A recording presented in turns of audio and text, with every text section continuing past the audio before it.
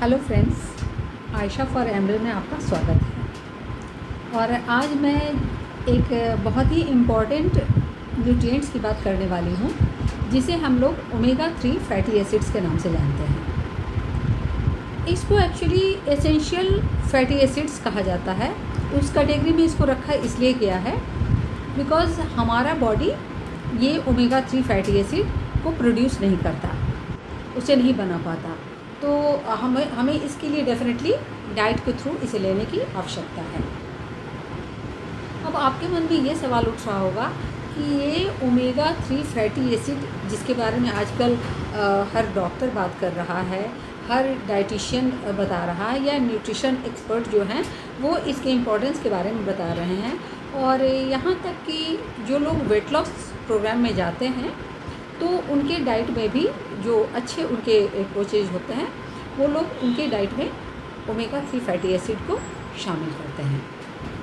तो आखिर ये करता क्या है, हमारे बॉडी को किस तरह से बेनिफिट करता है और इसका इतना इम्पोर्टेंस क्यों है। तो नंबर 1 बात तो जैसा मैंने बताया कि ये एसेंशियल फैटी एसिड की कैटेगरी में है बिकॉज हमारा बॉडी इसको नहीं बना पाता।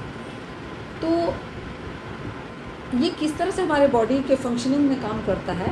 पहली बात तो आप ये समझिए कि हमारा जो शरीर है वो सेल्स का बना होता है, कोशिकाओं का बना होता है, और जो सेल मेम्ब्रेन होता है वो एक्चुअली फैट से बना होता है, सेल मेम्ब्रेन।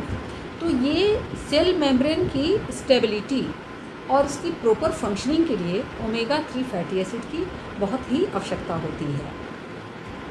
अब मैं आपको 7 एविडेंस बेस्ड वो सारे फैक्ट्स बताऊंगी कि जिसमें ओमेगा 3 फैटी एसिड किस तरह से हमारे बॉडी के लिए ज़रूरी है। सबसे नंबर 1 पे मैं आती हूँ, हार्ट डिजीज़ की बात लेती हूँ बिकॉज़ ये इंडिया में इतनी ज़्यादा संख्या में हार्ट अटैक से इतनी डेथ्स होती हैं। तो उसका एक बहुत बड़ा कारण ये ओमेगा 3 फैटी एसिड का बैलेंस बॉडी में नहीं होना, उसका बहुत बड़ा कारण है। ये हमारे हार्ट डिजीज़ के रिस्क को कम करता है। इसलिए जो लोग काफ़ी हेल्थ कॉन्शियस होते हैं या फिर वेट लूज करना चाहते हैं, उनके दिमाग में सबसे पहला यही रहता है कि ये कॉन्सेप्ट बना हुआ होता है कि फैट मतलब नो करना है, बट एक्चुअली ये ट्रू नहीं है। कुछ फैट्स जो होते हैं they are really very important and they are good fats. ये ओमेगा 3 फैटी एसिड उसी कैटेगरी में आता है। They are good fats and they very very important for proper functioning of so many systems in our body.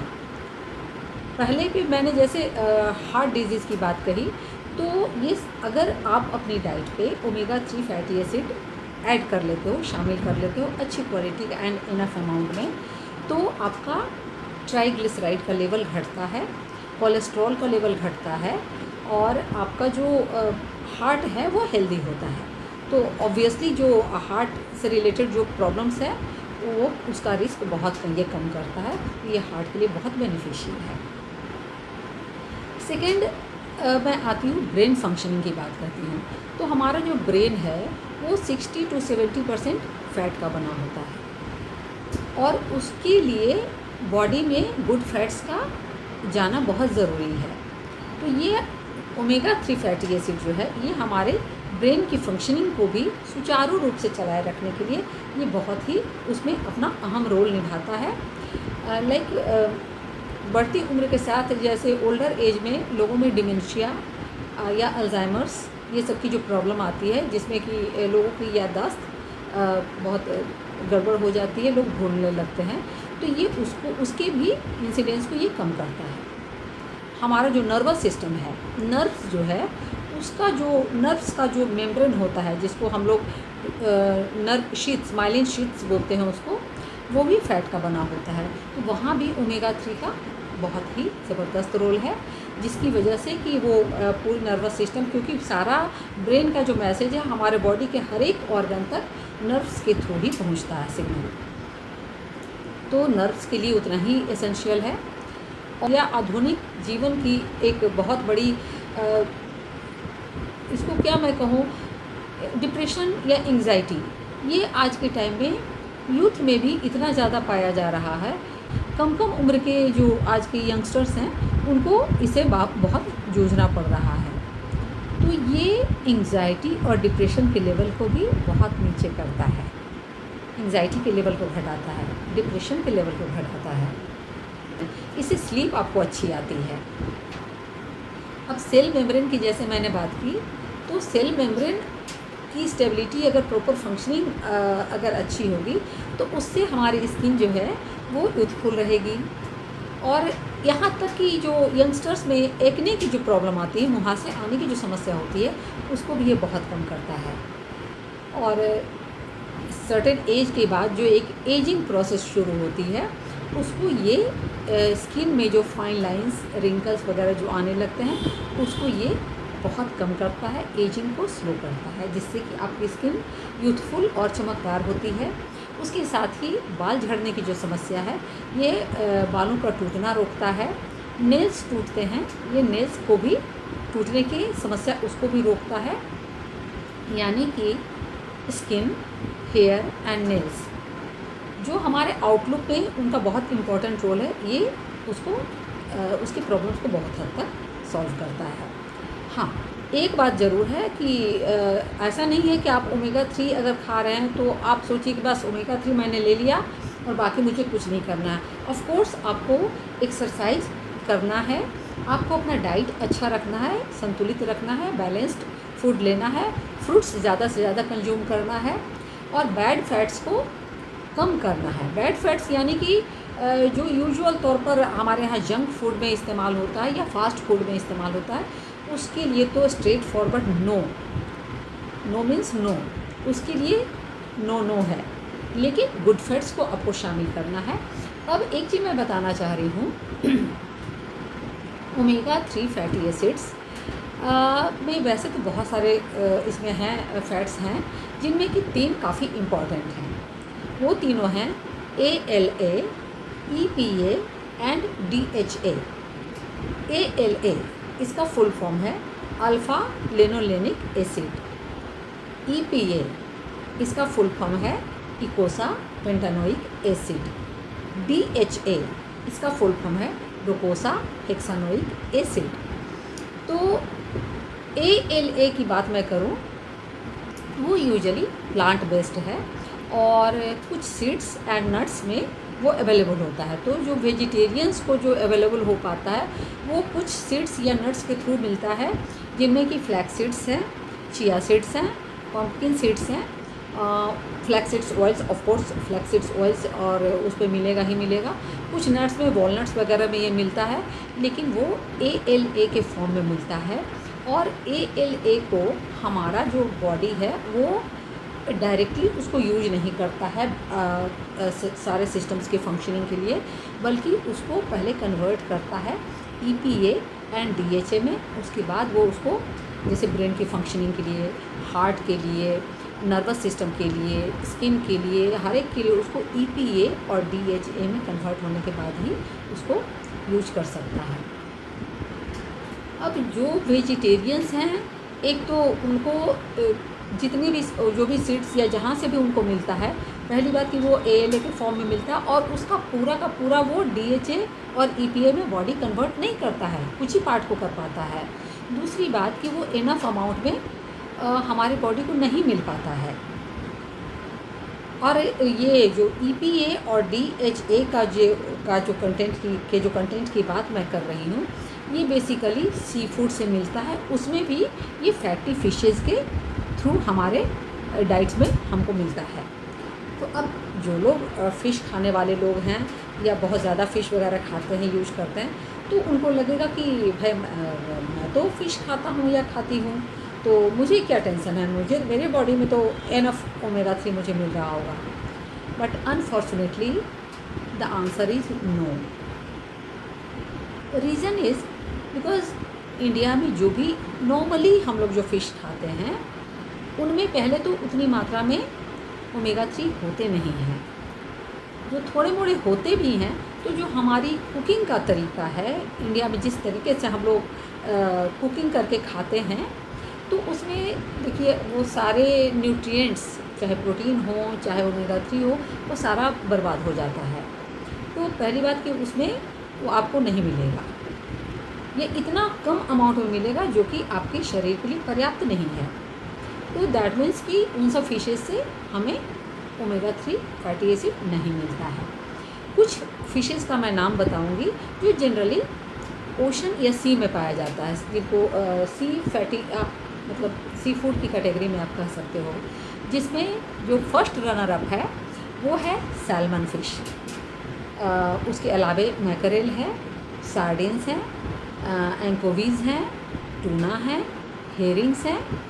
लेकिन salmon जो fish है वो उसमें आप लीडिंग में है, जो richest source of quality wise and quantity wise अगर कहा जाए तो रिचेस्ट सोर्स वो सैल्मन फ़िश है। अब सैल्मन फ़िश के थ्रू सैल्मन या कुछ और जो फिशेस का मैंने नाम लिया उनके थ्रू हमें मिलता है। एक बात मैं और बताना चाह रही हूँ कि ओमेगा फैटी एसिड की जहाँ तक बात है, ये भी कई तरह का होता है, जिसमें कि ओमेगा 6 का भी नाम आपने सुना होगा। तो इसके लिए भी जो WHO या जो हेल्थ ऑर्गेनाइजेशंस होते हैं, उन्होंने इसका रेशियो, एक सर्टेन रेशियो बताया है जो हेल्दी रहने के लिए मिलना चाहिए शरीर का, वो रेशियो होना चाहिए। यूजुअली वो अगर ओमेगा 3 वर्सेज ओमेगा 6 की बात मैं करूं तो ये 1:3 to 6, 7, 8 तक माना गया है। बट अगर आप फैक्ट्स जानेंगे तो आपको ताज्जुब होगा कि ये हमारे इंडिया में अभी इसका जो यूजुअली लोगों का जब देखा गया, रिसर्च किया गया, तो इसका रेशियो आपको 1:50 और 70 के आसपास ये रेशियो चला गया है। अब आप इमेजिन कर सकते हो कि ये ओमेगा 6 इतना ज़्यादा और ओमेगा 3 इतना कम, बिकॉज़ ओमेगा 6 हमें जो नॉर्मली जो खाने पीने के लिए जो चीप ऑयल्स यूज होते हैं, उनसे रिफाइंड ऑयल्स, वेजिटेबल ऑयल्स, उनसे हमको ओमेगा 6 पर्याप्त मात्रा में मिल जाता है, बहुत ज़्यादा मिलता है। तो उसका अनुपात बॉडी में बहुत ज़्यादा हो जाता है। और ओमेगा 3 जो कि जिसका रेशियो बहुत कम है, तो एनी हाउ हमको इसके लिए सप्लीमेंटेशन की आवश्यकता होती है। तो हम अपने ओमेगा 3 फैटी एसिड के इंटेक को अगर बढ़ा लें तो उस रेशियो को कुछ हद तक हम बैलेंस कर सकते हैं। और मैं इसके सिस्टम्स की बात कर रही थी, जिसमें मैंने हार्ट प्रॉब्लम्स की बात की थी, ब्रेन फंक्शनिंग की बात की थी, मेंटल प्रॉब्लम्स में एंजाइटी एंड डिप्रेशन की बात मैंने की, यहाँ तक कि स्किन, हेयर एंड नेल्स की बात मैंने की।